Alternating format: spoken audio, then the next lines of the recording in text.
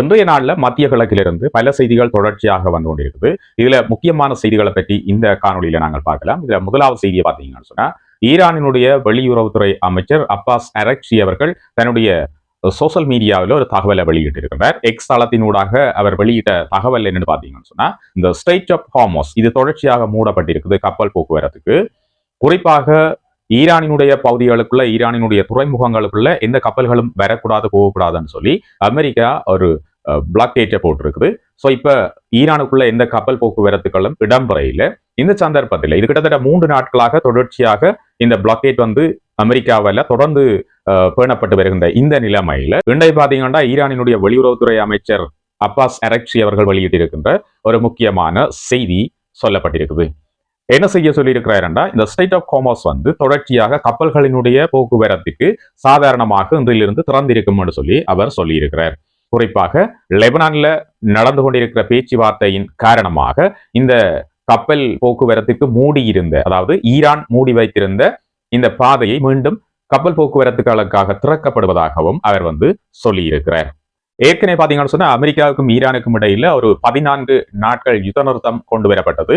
அதனைத் தொடர்ந்து உடனடியாக மூடப்பட்டிருந்த இந்த ஸ்ட்ரெய்ட் ஆஃப் ஹார்மஸ் கப்பல் போக்குவரத்து பாதை வந்து கப்பல் போக்குவரத்துகளுக்காக திறந்து விடப்பட்டது. எனினும் அதே நாள் ஒரு 10 மணித்தியாலங்கள் கடந்த நிலையில லெபனான் மீது இஸ்ரேல் தொடர்ச்சியாக மேற்கொண்ட தாக்குதலின் காரணமாக அதோட அந்த லெபனான் பகுதிகளில் ஏராளமான பொதுமக்கள் இறந்ததன் விளைவாக இந்த ஸ்ட்ரெய்ட் ஆஃப் ஹார்மஸ் மீண்டும் ஈரானினால் கப்பல் போக்குவரத்துகளுக்கு தடை செய்யப்பட்டது. இதனைத் தொடர்ந்து பேச்சுவார்த்தைக்கு செல்லாமல் இருந்த ஈரானுடைய பேச்சுவார்த்தைக்குழு மீண்டும் பேச்சுவார்த்தையில் கலந்து கொண்டது. இந்த பேச்சுவார்த்தைகள் பாகிஸ்தான்ல தொடர்ச்சியாக 21 மணித்தியாலங்களே நடைபெற்று அதுவும் முறைவடைந்து பேச்சுவார்த்தை குழுக்கள் தங்களுடைய நாடுகளுக்கு சென்றதன் பின்னர் அமெரிக்கா இந்த ஸ்ட்ரெய்ட் ஆஃப் ஹார்மஸை தாங்களும் பூட்டுவதாக இந்த ஸ்ட்ரெய்ட் ஆஃப் ஹார்மஸுக்கான போக்குவரத்துகளை தடை செய்தது, கப்பல் போக்குவரத்துகளுக்கான பாதையை தடை செய்தது. இதன் மூலம் ஈரானினுடைய துறைமுகங்கள் முற்றுமுழுதாக முற்றுகையிடப்பட்டன. ஈரானுக்கு வருகின்ற கப்பல்கள் அல்லது ஈரானினுடைய துறைமுகங்களில் இருந்து எண்ணெயை ஏற்றி செல்கின்ற கப்பலுக்கு முற்றுமுழுதாக தடை விதிக்கப்பட்டது. ஸ்ட்ரெய்ட் ஆஃப் ஹார்மஸை பிளாக் பண்ற இந்த விஷயத்துல பாத்தீங்கன்னா அமெரிக்கா மிக ஒரு ஸ்ட்ரிக்டா இருந்தது.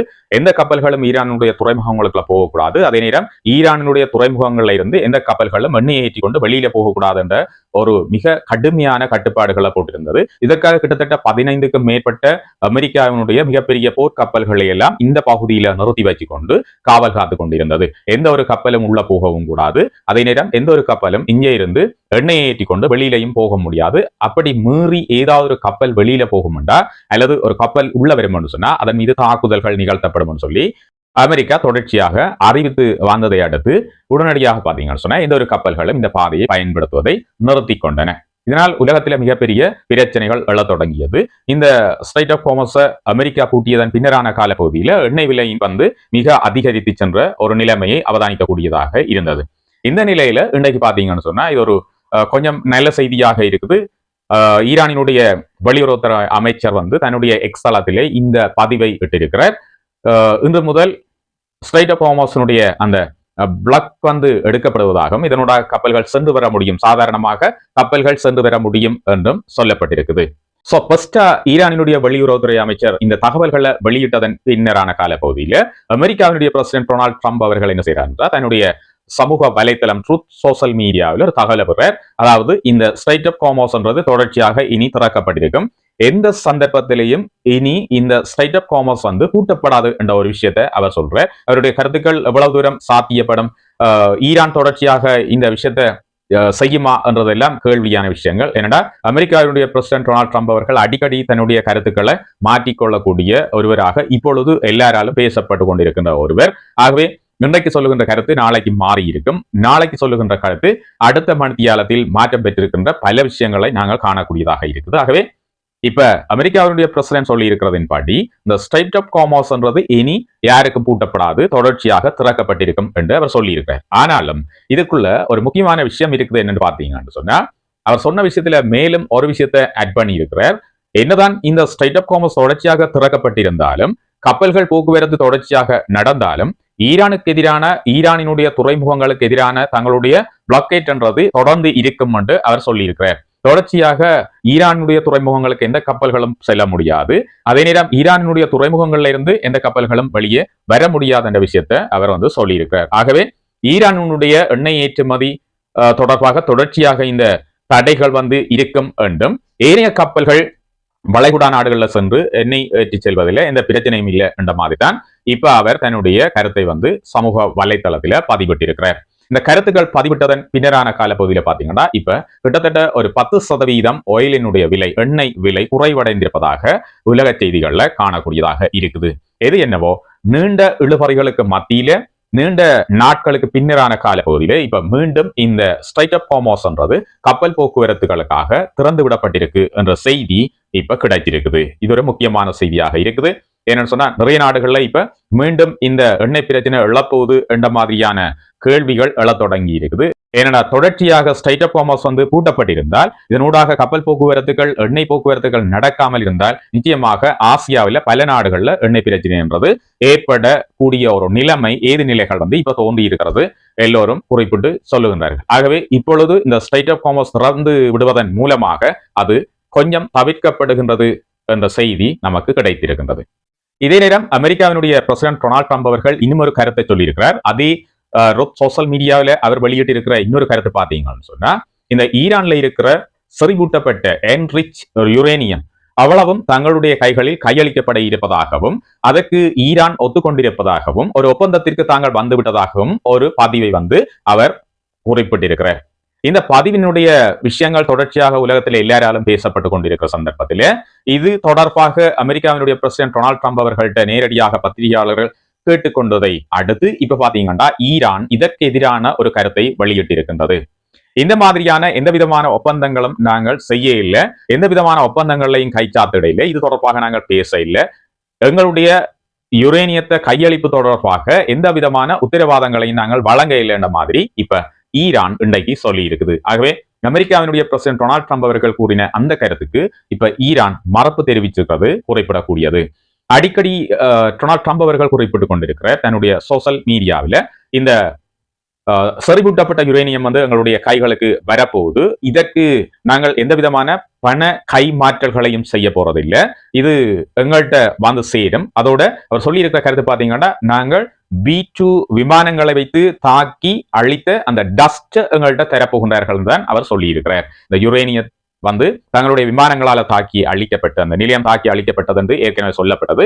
ஆகவே அதில இருந்து எஞ்சி இருக்கிற அந்த டஸ்ட் எங்கள்கிட்ட கையளிக்க போகின்றார்கள், இதற்காக நாங்கள் எந்த பணத்தையும் கைமாற்ற போறதில்லை என்று அவர் சொல்லியிருக்கிறார். அது மட்டும் இல்ல, அதே செய்தியோடு அவர் சேர்த்து சொல்லியிருக்கிற இன்னொரு விஷயம் பாத்தீங்கன்னா, இனி லெபனானுக்கும் இஸ்ரேலுக்கும் இடையிலான இந்த பிரச்சனை ஓரளவு குறைக்கப்பட்டிருக்குது. இது தொடர்பாக டொனால்ட் ட்ரம்ப் அவர்கள் பேசி இருப்பதாகவும் இனி இஸ்ரேல் லெபனான் மீது எந்த விதமான தாக்குதல்களையும் நிகழ்த்தாது என்றும், அதே நேரம் லெபனானில் இருந்து செயற்படுகின்ற ஈரானுக்கு ஆதரவான ஹெஸ்புல்லா இயக்கத்தை அவர்களுடைய செயற்பாடுகளை டொனால்ட் ட்ரம்ப் அவர்கள் தானே கையாள்வார் என்றும், இனி தாக்குதல்கள் எதுவும் நிகழ்த்தப்படாது, லெபனான் பாதுகாப்பாக இருக்கலாம், லெபனான் மீது குண்டுவீச்சுக்கள் நிகழ்த்தப்படாது என்ற மாதிரியான ஒரு விஷயத்தையும் பதிவிட்டிருக்கின்றார்.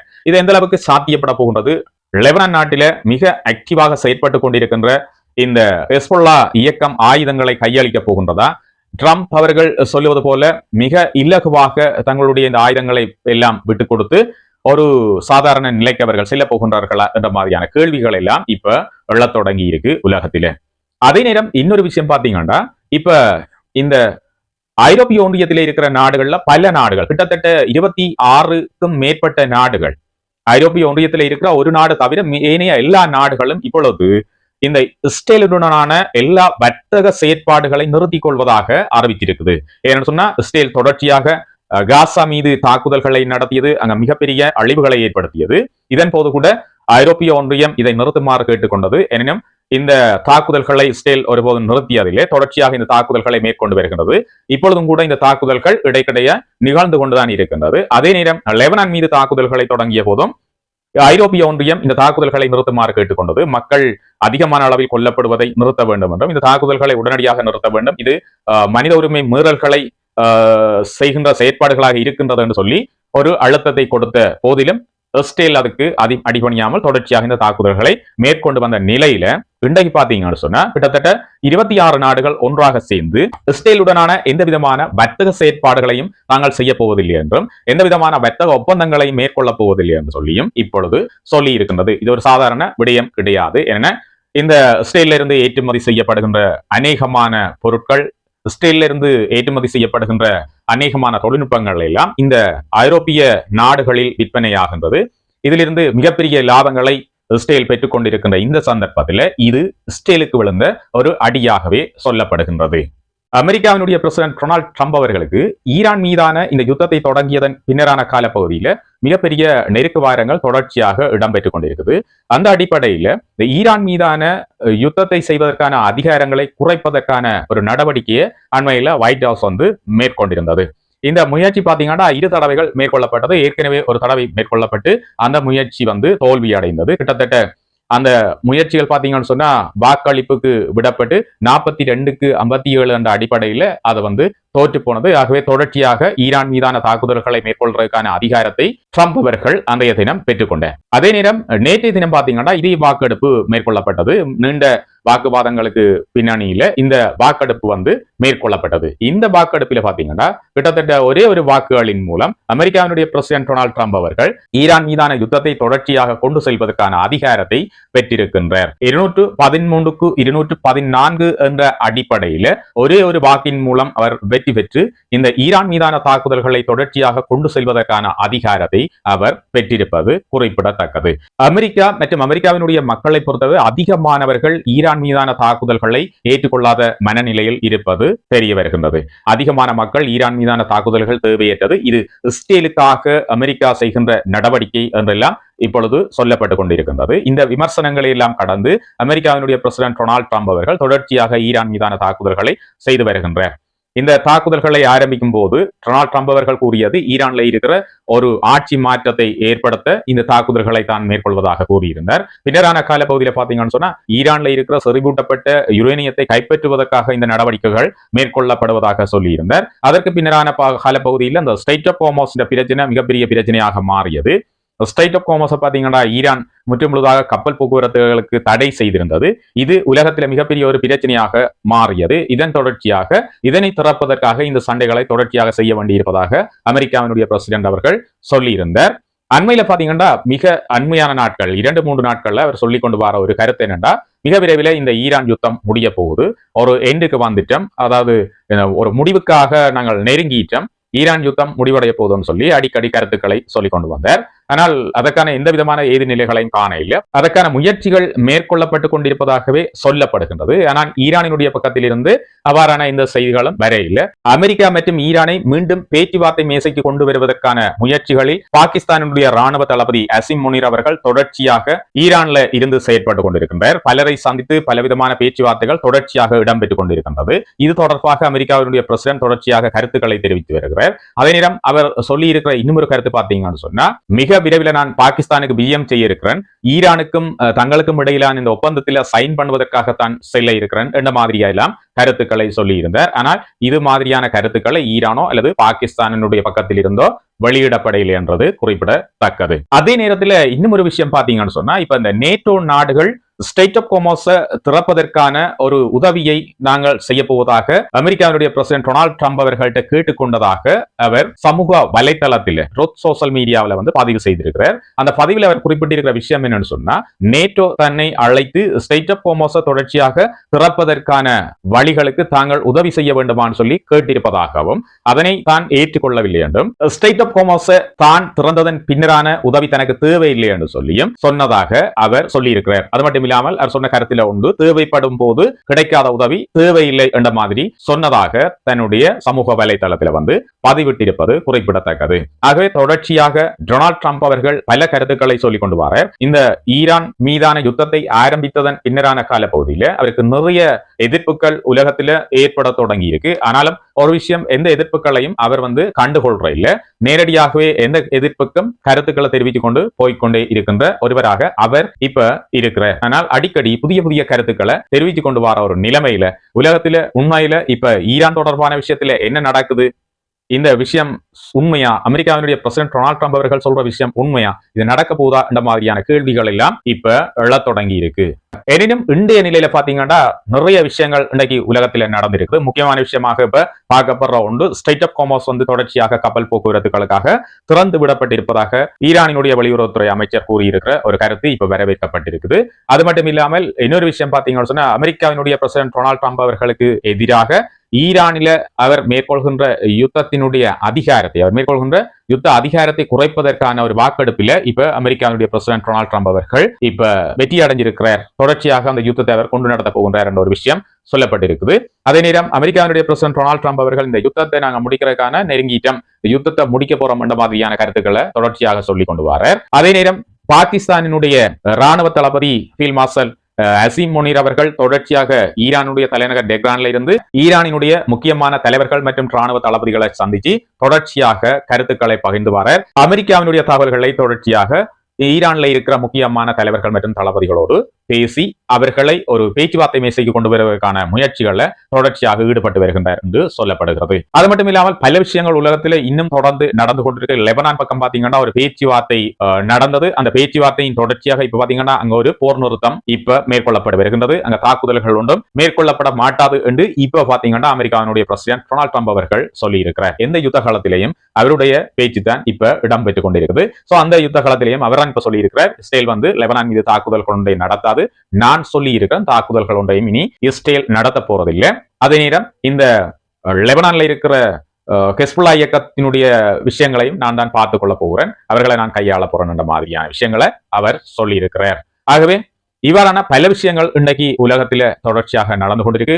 இன்னும் புதிய பல அப்டேட்ஸ் அப்படியே தொடர்ச்சியாக வந்து கொண்டிருக்கு. அந்த விஷயங்கள்ல உங்களுக்கு அடுத்ததாக தொடர்ச்சியாக நான் தர காத்திருக்கிறேன். இவை இன்றைய உலக விவரத்தினுடைய முக்கியமான செய்திகள். இந்த மாதிரியான முக்கியமான உலக விவரங்களை நீங்கள் தெரிஞ்சு கொள்ளணும்னு சொன்னா உலக விவரம் சேனலை சப்ஸ்கிரைப் பண்ணி இந்த பெல் ஐக்கனை கிளிக் பண்ணி ஆல் அண்ட் ஆப்ஷனை கொடுத்து வைங்க. உடனடியாக நான் பதிவிடக்கூடிய எல்லா தகவல்களும் உங்களை வந்து சேரும். அது மட்டும் இல்லாமல் இந்த மாலை நேரத்தில் உலக விவரத்தினுடைய செய்திகள் உங்களுக்கு பிடிச்சிருந்தா காணொலியை லைக் பண்ணுங்க. அது நீங்கள் எனக்கு தருகின்ற மிகப்பெரிய ஆதரவாக இருக்கும். அது மட்டும் இல்லாமல் இந்த காணொலி தொடர்பான கருத்துக்களை பதிவிடுங்க, நண்பர்களோட செய்திகளை பகிர்ந்து கொள்ளுங்க. மீண்டும் ஒரு புதிய முக்கியமான உலக விவரத்தோடு உங்கள் எல்லாரையும் சந்திக்கிறேன்.